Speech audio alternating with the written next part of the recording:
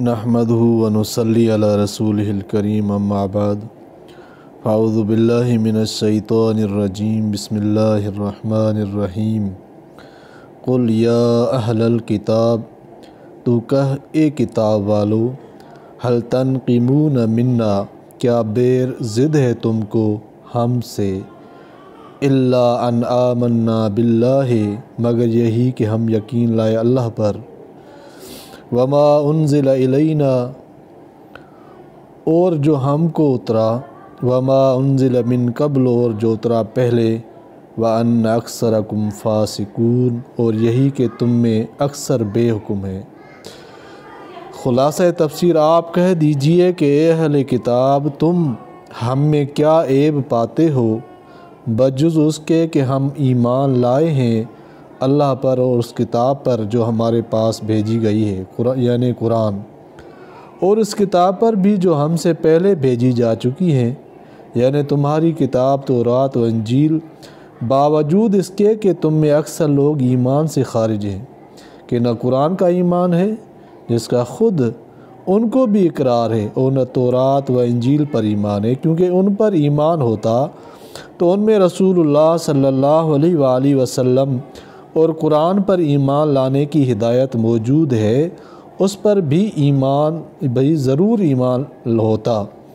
قرآن کا انکار اس پر شاہد ہے کہ تورات و انجیل پر بھی ان کا ایمان نہیں ہے، یہ حال تو تم لوگوں کا ہوا، اور ہم اس کے برعکس سب کتابوں پر ایمان رکھتے ہیں، تو عیب ہم میں نہیں خود تم میں ہے، غور کرو۔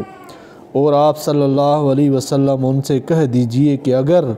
اس پر بھی تم ہمارے طریقے کو برا سمجھتے ہو تو آؤ، کیا میں اچھے برے میں موازنہ کرنے کے لیے تم کو ایسا طریقہ بتلاؤں جو ہمارے اس طریقے سے بھی جس کو تم برا سمجھ رہے ہو خدا کے یہاں سزا ملنے میں زیادہ برا ہو؟ وہ ان اشخاص کا طریقہ ہے جن کو اس طریقے کی وجہ سے اللہ تعالیٰ نے اپنی رحمت سے دور کر دیا ہو اور ان پر غضب فرمایا ہو اور ان کو بندر اور سور بنا دیا ہو اور انہوں نے شیطان کی پرستش کی ہو۔ اب دیکھ لو کہ ان میں کون سا طریقہ برا ہے، آیا وہ طریقہ جس میں غیر اللہ کی عبادت اور اس پر یہ وبال ہو، یا وہ طریقہ جو سراسر توحید اور نبوت انبیاء کی تصدیق ہو؟ یقیناً موازنہ یہی ہے کہ ایسے اشخاص جن کا طریقہ ابھی ذکر کیا گیا ہے آخرت میں مکان کے اعتبار سے بھی جو ان کو سزا کے طور پر ملے گا بہت برے ہیں، کیونکہ یہ مکان دوزخ ہے اور دنیا میں راہ راست سے بھی بہت دور ہے۔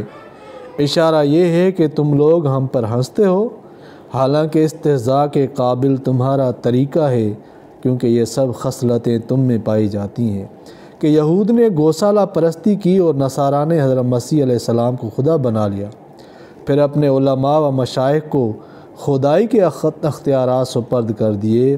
اس لیے یہودیوں نے جب یوم سبت کے احکام کی خلاف ورزی کی تو اللہ کا عذاب آیا، وہ بندر بنا دیے گئے، اور نصارہ کی درخواست پر آسمانی مائدہ نازل ہونے لگا،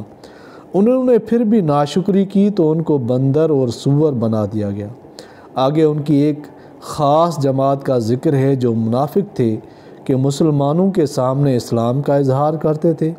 اور اندرونی طور پر یہودی ہی تھے، اور جب یہ منافق لوگ تم لوگوں کے پاس آتے ہیں تو کہتے ہیں کہ ہم ایمان لے آئے ہیں، حالانکہ وہ کفر ہی کو لے کر مسلمانوں کی مجلس میں آئے تھے اور کفر ہی لے کر چلے گئے، اور اللہ تعالیٰ تو خوب جانتے ہیں جس کو یہ اپنے دل میں چھپائے ہوئے ہیں، اس لیے ان کا نفاق اللہ تعالیٰ کے سامنے کام نہیں دے گا اور کفر کی بدترین سزا سے سابقہ پڑے گا۔ معارف و مسائل ان آیات کے اکثرہم فاسقون میں حق تعالیٰ نے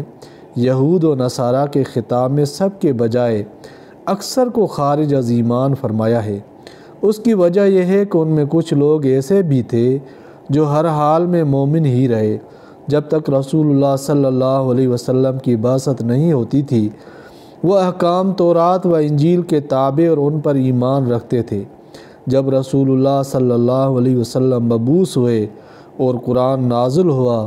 تو آپ صلی اللہ علیہ وسلم پر ایمان لائے اور عمل قرآن کے تابع کرنے لگے۔ اللہ تعالیٰ عمل کرنے کی توفیق عطا فرمائے۔ وآخر دعوانا ان الحمد للہ رب العالمین۔